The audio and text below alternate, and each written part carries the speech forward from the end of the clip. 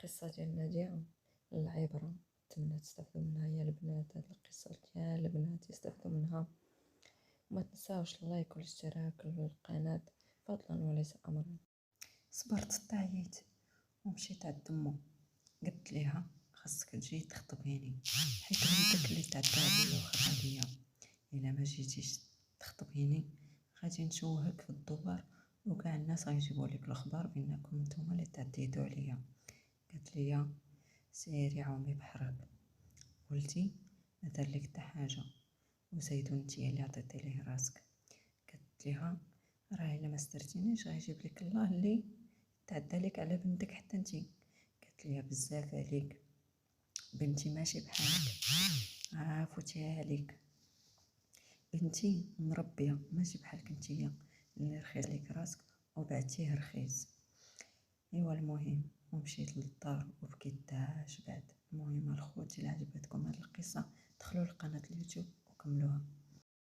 نادية قالت ليك امي كبرت مسكينه في العذاب، ماتت امها وخلاتها باقا صغيره وبقات مع جده وجدي وكيضربوها واخا كبرات في العمر، زعما واخا كبرات فاتت الوقت ديال السليخ.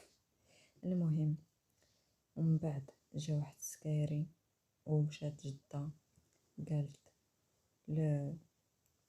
لجدي جوجها ليه، جا داك الشنكار خطبني وجا وقالت ليه هذيك مرت جدي قالت لجدي جوجها ليه تمشي دير وليداتها.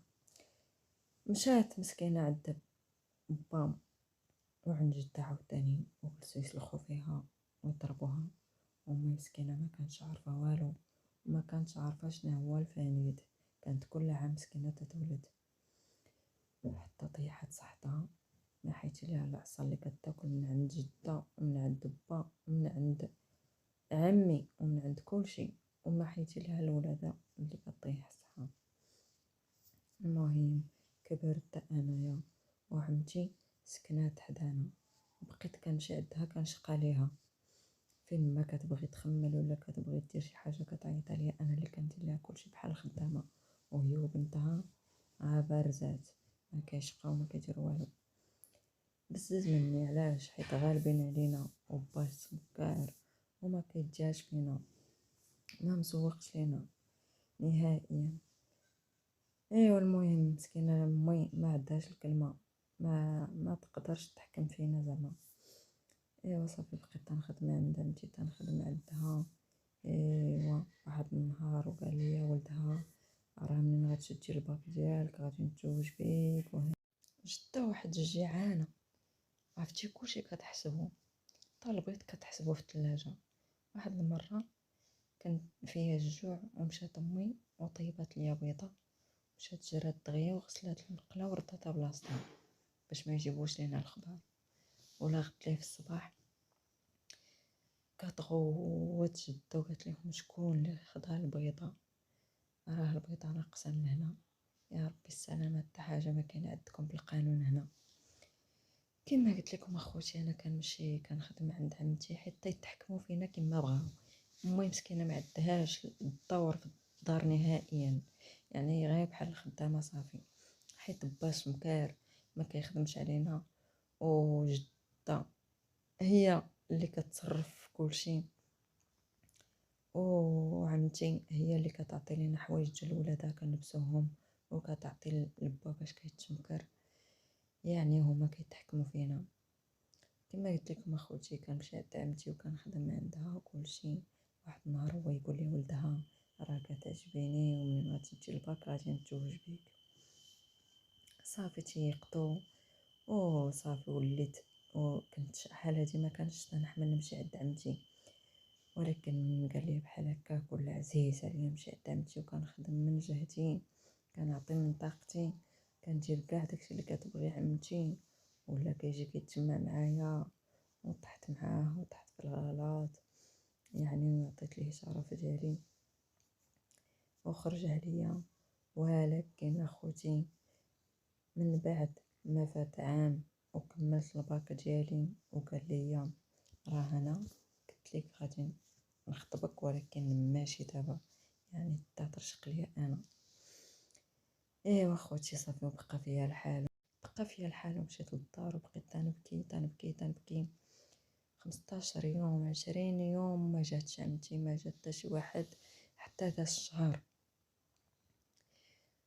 ايوا داك النهارات اللي غادي تجي عندي عمتي، حيت انا منين قال لي راه ما غاديش نخطبك، كانت قديت لها المكياج هي وبنتها ومشات عند العرس، وخلات لي الدار كاع مرونه وتكاشط وداكشي ديالهم كامل، وقالت لي جمعي هذاك البيت وقالت لي وكلشي بين ما نرجعوا حنا من العرس.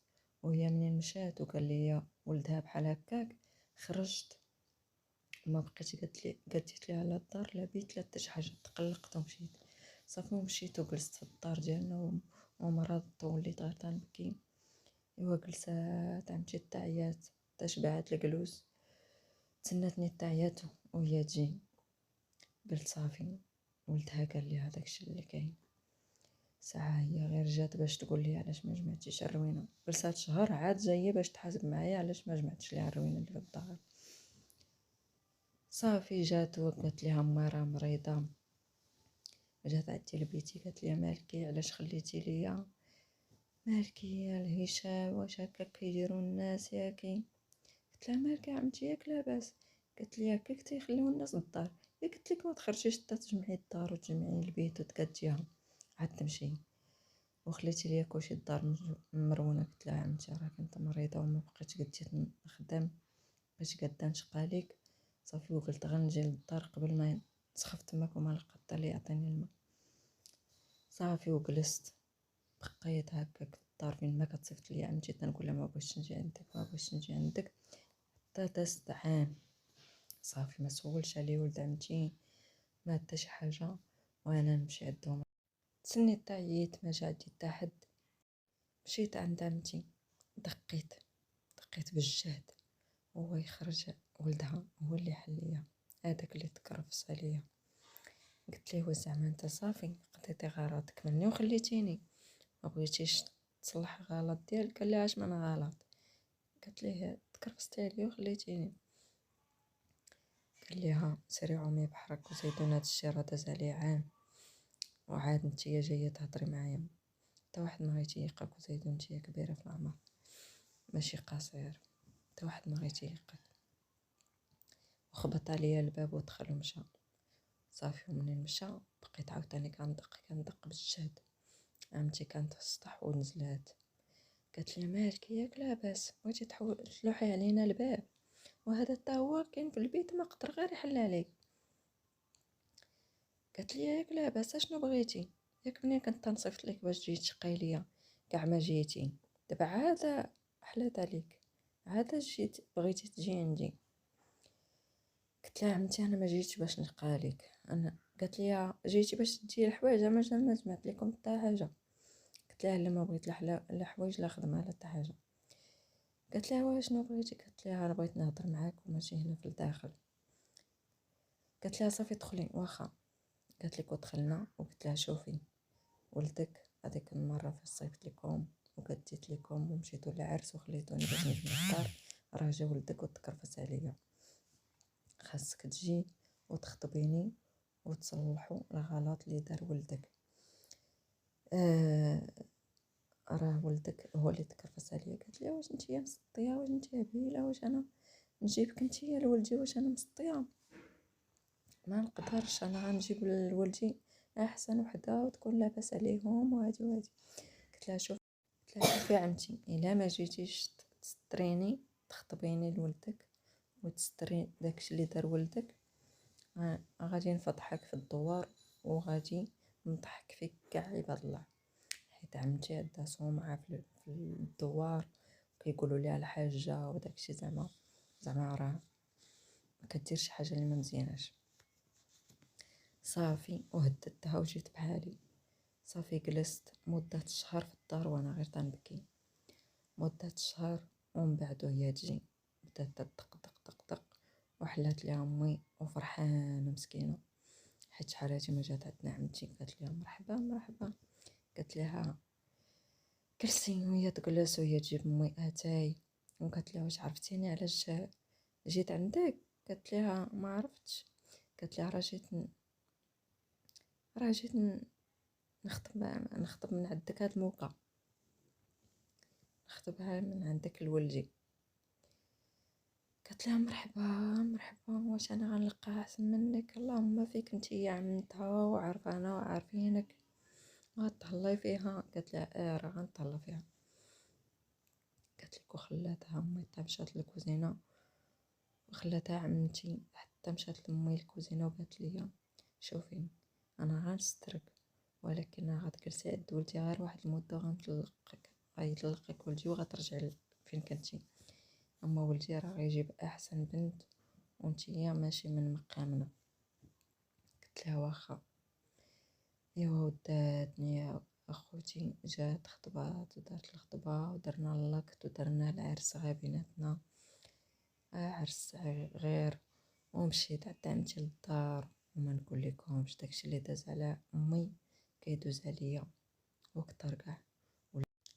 ولا كيضربني ولد عمتي، وكضربني عمتي، وكضربني بنتها، كيتكرفسوا عليا. صبرت، تعييت ومشيت عند امي، قلت لها: امي راه ما نقدرش نصبر، راه كيضربوني كاملين. قلت لها: صبر كيف دابا يتبدلوا.